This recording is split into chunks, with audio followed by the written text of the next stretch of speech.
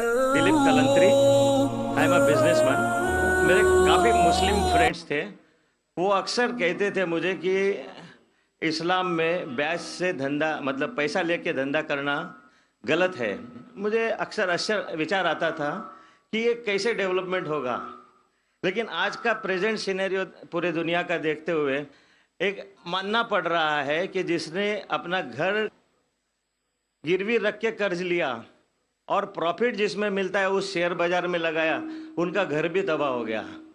ये जो साइंस आज आपने बताया कि इस्लाम एक साइंस है, जैसे साइंस के ऊपर भी काम करता है, तो ये जो बात उन्होंने आज के 1400 साल पहले अगर कही होगी कि ब्याज लेना गलत है, हराम है, उसके पीछे इसकी क्या फिलॉसफी थी, ये मैं जानना चाहूँगा सर।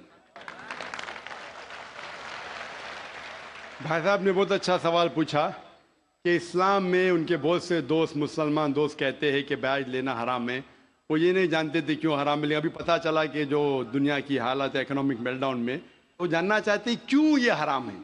और कुरान मजीद में कम से कम 8 जगह लिखा है ब्याज के बारे में।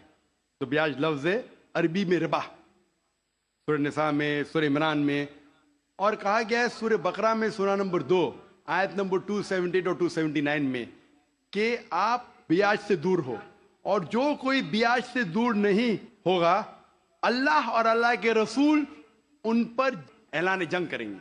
ब्याज इतनी बुरी बात है, गुनाह कबीरा है, और गुनाह कबीरा में इमाम अज़हबी ने उसे 11वें नंबर पे रखा। 70 गुनाह कबीरा में 11वें नंबर पे रखा। भाई साहब पूछे क्यों बुरा है? क्योंकि ब्याज से अमीर आदमी और अमीर होता है, गरीब आदमी और गरीब बनता है। अमीर आदमी और अमीर होता है, गरीब आदमी और गरीब बनता है। आमतौर पे आप जब लोन लेने जाएंगे तो गरीब आदमी को लोन कहाँ मिलता है, और अमीर आदमी बताएगा मेरे पास ये मेरे पास वो है, तो उसको लोन मिलता है। तो अमीर और अमीर बनता है, गरीब और गरीब बनता है। इसीलिए कुरान में सूरह अल हशर में सूरह नंबर 59 आयत नंबर 7 में अल्लाह ताला फरमाते कि ज़कात दो ताकि दौलत इंसानों के बीच घूमे, सिर्फ अमीरों में नहीं रहे। और ब्याज से क्या होता है? इन इस्लामिक फिलॉसफी हम कहते हैं प्रॉफिट एंड लॉस शेयरिंग। मुनाफा और नुकसान को हम बांटेंगे। मुनाफा और नुकसान बांटने से पूरी इकोनॉमी तरक्की करती है। और ब्याज से आप बैंक में ब्याज लेते हैं, मुनाफा या नुकसान 8%, 10%, 12% आपको देना ही देना, नुकसान या मुनाफा। लेकिन आप देखते शेयरिंग ऑफ द रिस्पॉन्सिबिलिटी, अगर नुकसान हुआ तो हम नुकसान शेयर करेंगे, प्रॉफिट हुआ प्रॉफिट शेयर करेंगे।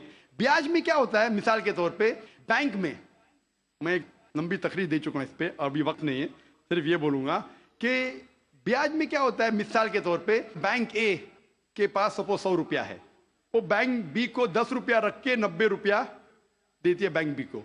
बैंक बी उसमें से 9 रुपया रखता है, बाकी का 90% देता है बैंक सी को।